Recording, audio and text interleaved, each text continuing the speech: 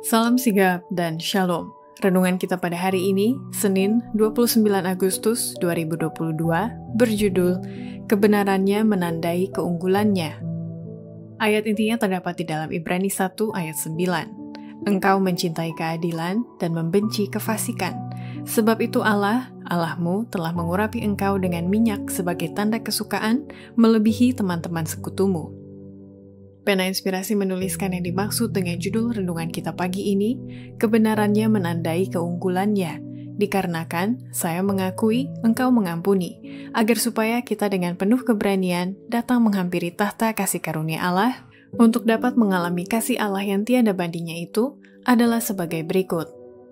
Pertama, ciri-ciri orang yang telah menerima kebenarannya menandai keunggulannya adalah perlu menyediakan diri menghadapi apa yang segera menimpa dunia sebagai suatu kejutan yang dahsyat. Pelanggaran sudah hampir mencapai batasnya, kekacauan memenuhi dunia, dan ketakutan besar segera akan menimpa umat manusia.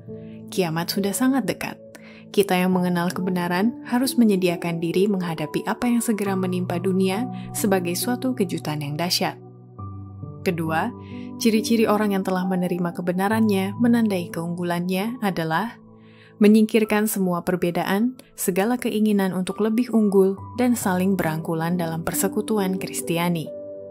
Sementara murid-murid itu menunggu kegenapan janji itu, mereka merendahkan hati dalam penyesalan yang sungguh-sungguh dan mengakui ketidakpercayaan mereka.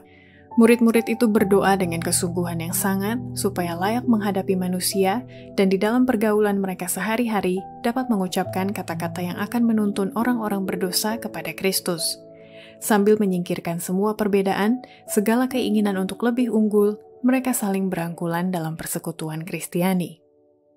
Ketiga, ciri-ciri orang yang telah menerima kebenarannya menandai keunggulannya adalah harus membuang semua kedengkian, segala usaha untuk keunggulan, dan menempatkan diri kita sepenuhnya pada pihak Tuhan.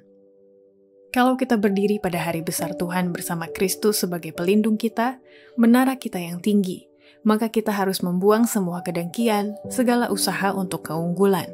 Kita harus membinasakan akar dari perkara-perkara yang najis ini, agar itu tidak bisa tumbuh lagi dalam kehidupan kita. Kita harus menempatkan diri kita sepenuhnya pada pihak Tuhan. Keempat, ciri-ciri orang yang telah menerima kebenarannya menandai keunggulannya adalah mengumandangkan dengan suara nyaring pekabaran kasih Allah atau pengampunannya kepada orang-orang lewat amaran, teguran, dan dorongan kasih yang sebenarnya. Tuhan telah menjadikan kita sebagai penyimpan-penyimpan hukum-Nya.